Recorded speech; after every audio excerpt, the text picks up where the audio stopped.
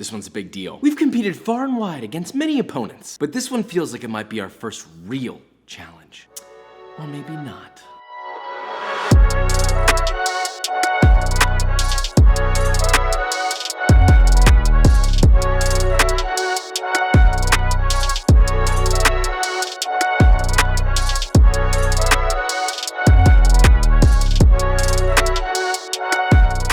Okay, welcome back to But Better. This is episode 21. As a refresher, this is the series where we compete against coveted fast foods and junk foods to recreate that item using only classic cooking techniques with the intention to make them better. We're going head to head with the McDonald's hash brown. This is arguably one of the most iconic McDonald's menu items in the world. It's that classic sort of, I don't know what, oval shape, I guess. It's crunchy, it's crispy, it's salty, it's kind of everything you want. I'm not gonna lie, this is something that I've actually enjoyed as a kid. It has me a little bit nervous. Shaky? No. Never. We're gonna go in with our culinary mindset and win this one. Now with all that said, let's make this, shall we? So we made it back to McDonald's. Thank you, I hate it. Hi, can I get 4 hash browns? Alright, That's it. Thank you. Sorry, I almost forgot to say thank you. God, idiot. He was so fast. Can I get 4 hash browns? Yeah, sure. Alright, they're already ready. Thank you. I've always found this 2-window process to be very strange. I feel like they added a step, not took one away. Hi. Thank you. Jesus, they're so fast. I can't complain about that. That was fast. Oh, he just spit in the trash can. That was weird. Okay, well, I guess we'll go eat these hash browns now. So we've got the bag. I was expecting that to go like this. Wow, Josh, how did you do that, pal? Right, so we're back with this design. Why do they do this? It really doesn't look good. It's like, oh, it's quirky. Egg McMuffin! Almost everything we've ever done on this series, I don't and have never liked, nor have I really eaten that much, except for Chipotle and... Thank you for answering. I guess we just finish each other's sentences. I haven't had this in probably 7 years. This is what it looks like, okay? I feel like they're normally more brown than this. This seems a little light, and it's a little floppy. Oh my God. You know, this is not good. I swear to God, I was really expecting to like this. I think that they didn't change their oil out. 3 things. 1, the crust is not as deep and crunchy as it should be. 2, sad. It's way too greasy. 3, whatever grease they used here, they did not dispose of this at the end of the night, or it's been running for way too long, and it's super bitter aftertaste. But the salt levels are nice. Honestly, I was actually kind of scared. I wasn't sure we were gonna do this, but we can do better than this. Look at the grease splatter on that. Yeah, it tastes like just old grease. Okay, this is a beautifully perfect recipe. Potatoes, duck fat, and salt. That's all you need. Although duck fat is highly preferred, you can switch it out for beef fat or lard. But it must be a fat that can handle high temps and solidify when chilled. Anyway, you'll need 2 pounds or 1 kilo of russet potatoes. Rinse them and peel them, like all their skins. No skins at all, please. Using a box grater, grate each and every one of your beautiful little potato babies.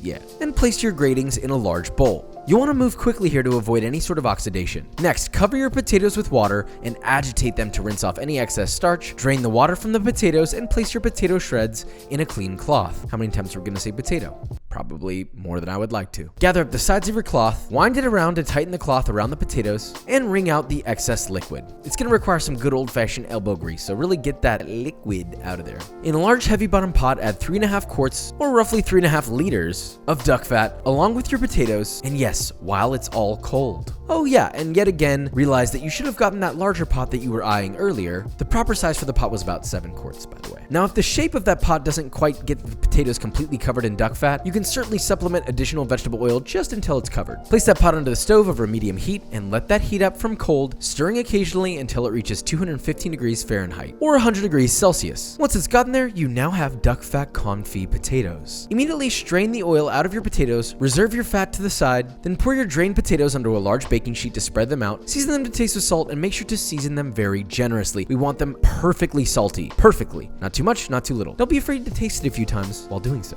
Once your potatoes are cool enough to handle, line a baking sheet, or in my case, 2/4 sheet trays with wax paper. Then form your potatoes by hand into that classic hash brown oval shape onto your wax paper. The dimensions were around 2.5 inches wide, 3.5 inches long, and about 3/4 of an inch thick. And make sure to pack your potatoes tightly together, otherwise they'll open up when fried. Once you're done shaping all of your potatoes, take those bad boys and place them in the fridge to chill overnight. The next day, heat your reserved duck fat over medium heat until it reaches about 355 degrees Fahrenheit or 180 Celsius. Carefully lower in your hash browns and fry from cold in your oil for about 3 to 6 minutes. I don't recommend doing more than 2 at a time, by the way. The first minute of frying is its most crucial. If the oil is not hot enough, then it won't form a crust fast enough and it could fall apart. Once your hash brown is a gorgeous deep golden brown and nicely crisp, transfer it to a wire rack to cool. If you season your potatoes enough, no further salt is required. Then just repeat your frying process with all of your hash browns, and that's really it. If you want any sauces with this, you could make a simple herby mayo by combining a 1/4 cup of fresh chopped parsley, 1 tablespoon of Dijon mustard, a 1/3 cup of creme fraiche, 1/2 cup of mayo, and 1 clove of grated garlic, and of course salt and pepper to taste. You whisk that together, bada bing, bada boom, you know? Or you could even make a spicy ketchup with 1 cup of ketchup, 3.5 tablespoons of sriracha,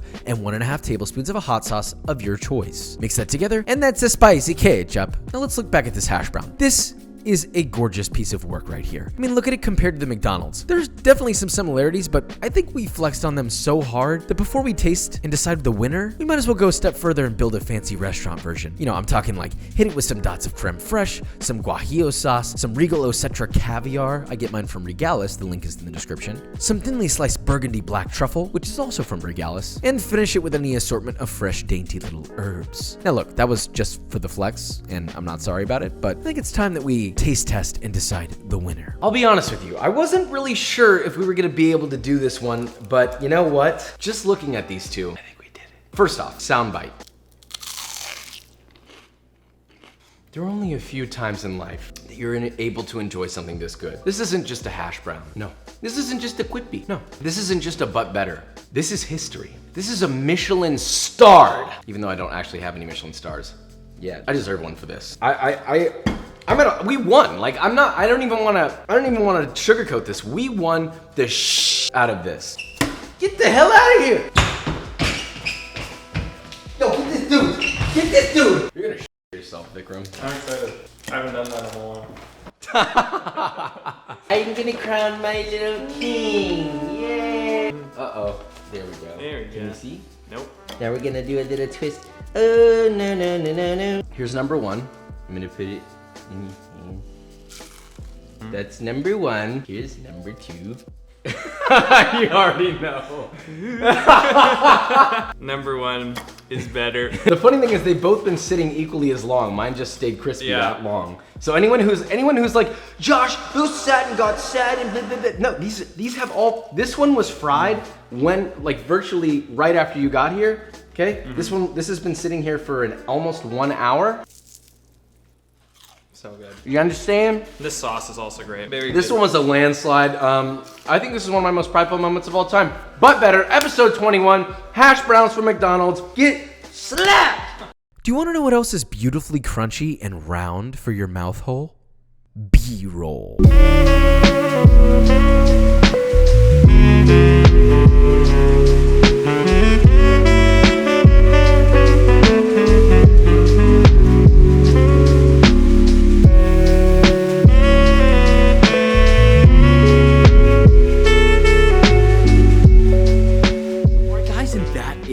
So we done did it, brother. We done did it. This was a knock out of the park. I could not be happier with the outcome. And also it even has sort of a fine dining element to it, which I really, really enjoy. You got the duck fat confit potatoes, which are then double fried. They rest overnight. I mean, and yet at the same time, despite that fancy quality, it's literally potatoes, salt, and duck fat. That is all you need. That is it. You don't need anything else, okay? So I don't want to hear any of that, Josh is too expensive, or Josh is too, I don't have this or that. If you have a pot, some fat, and some potatoes, and well, a grater and peeler. But these are all basic things. So the excuse is over. You can now make a McDonald's hash brown, but 10 billion times better. So you're welcome. Before we go, I want to mention that we have merch coming very, very soon. I've been going back and forth with designs. I've got a couple pieces of apparel that are coming out that are very relevant to the times, the weather per se. But if there's anything that you want to see on this merch, let me know in the comments in the description.